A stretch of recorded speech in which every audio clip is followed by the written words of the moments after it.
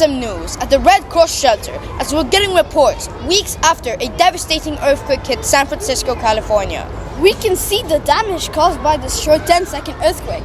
Experts identify this earthquake as a 6.9 on the scale, one of the highest ever hit San Francisco. The damages caused 63 deaths, over 3,800 injuries, and over $6 billion in damages. Most of these damages was due to the collapse of the Nimitz freeway, causing 42 deaths, 66.6% of the total amount of deaths. The epicenter was approximately 8 miles northeast of Santa Cruz and 50 miles from downtown San Francisco. Currently analyzing the Red Cross's impact in stabilizing damages and providing support.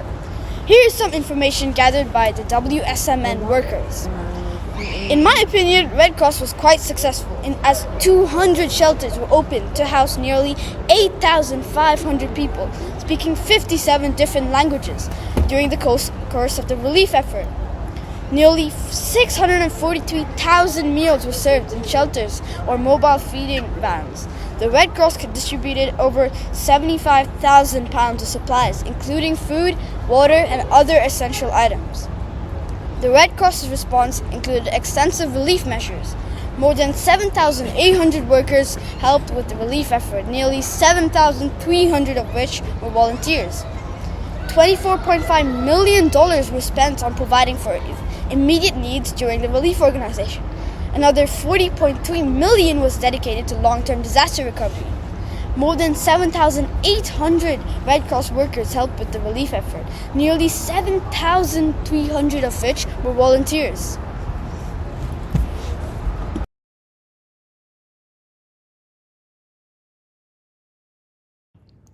I personally feel the Red Cross was not as successful as expected. Firstly, they weren't quick enough to arrive to the scene, as it was the medicals and doctors around the area who had to provide medical support to citizens and set up the shelters. Their volunteers weren't medical experts, so it was the area who had to provide true medical facts, making it worse on the Red Cross's reputation. They had clear issues with coordinating volunteers as they were overwhelmed with unforced volunteers, which resulted in confusions and inefficiencies. They also had multiple ineffective communications among shelters and volunteers, creating extreme delays and mistakes in this relief response. They had been underserving support for communities that had low income and minority groups who would often lack the shelter and the food required. They had clear problems with the scattered flow of the information they received. Different emergency organizations lacked the required fused communication platforms, resulting in broken and outmoded situational awareness. They finally had a major problem with providing support for the individual aid. This is because the verifications were leisurely slow, there was excessive paperwork, and there was clear lacks of efficiency in the tracking systems.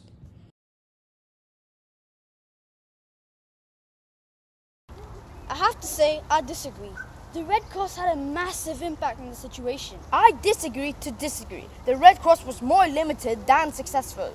The Red Cross was able to open 200 shelters, which hosted nearly 85,000 people. I don't understand how they're unsuccessful. But it wasn't the Red Cross who set up those shelters. It was the community in towns, and later they only had 14 shelters to support only 2,071 people instead of the original 85,000. That might have been because after a while the magnitude of the damage was reduced, so there was less need for help. Fine, but their volunteers weren't even medical experts, so it was again the community being in charge, not the Red Cross. That might be true, but then again, the shelters were set up by military hospitals, so they already had medical experts on site. Although they had experts, they were running low on materials and other necessary items like band-aids and medkits, which the Red Cross were able to provide when they arrived, saving many lives. Despite this, the Red Cross wasn't providing resources fairly, as they were underserving support for communities that had low income and minority groups. They even had a major problem with providing support for their individual aid. This is because their verification processes were leisurely slow, there was excessive paperwork, and they were really unreliable in their tracking systems. I see your point, and I think we can come to the conclusion that the Red Cross weren't all that successful because they didn't provide to everyone, they were very biased, and they were unreliable in tracking systems. Thank you for agreeing with me, although you did give good evidence. I can see that the Red Cross were able to save many lives. As you said, they provided food and supplies which people may have died without. They also gathered a lot of volunteers in that little short time, although they may not have chosen the most professional people. However, these goods were overrun by the quality of their volunteers, their slow verification processes, excessive paperwork, and the lack of quality in their tracking systems and their unfair distribution of resources. Thank you.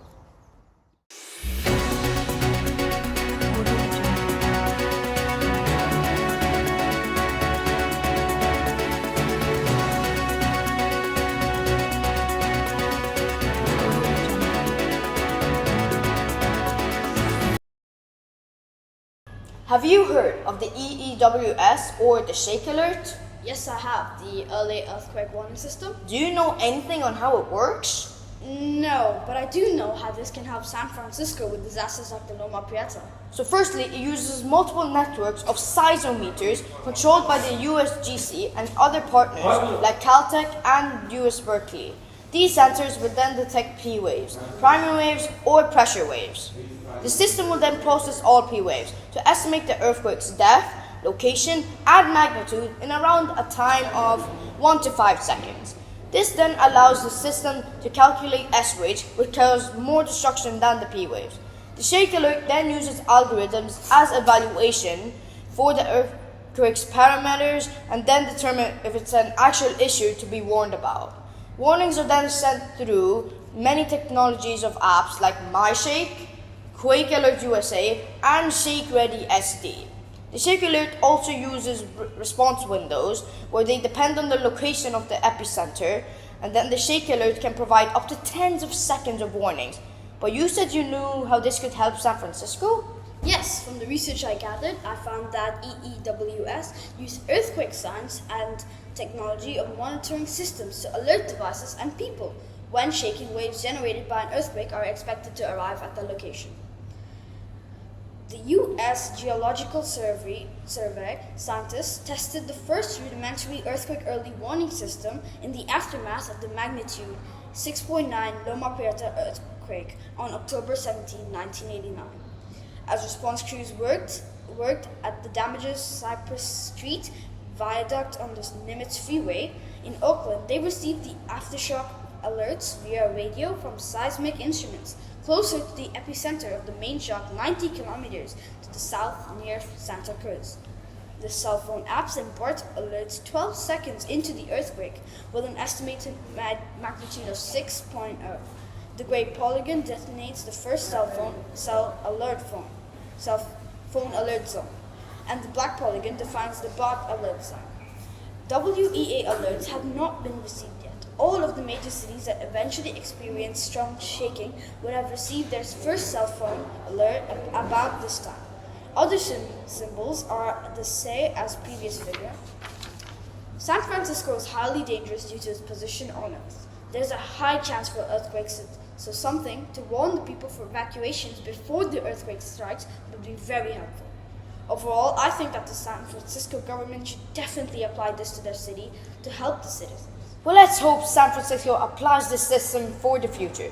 Thank you for watching today's news from WSM News, and remember, we're always on and you're always safe.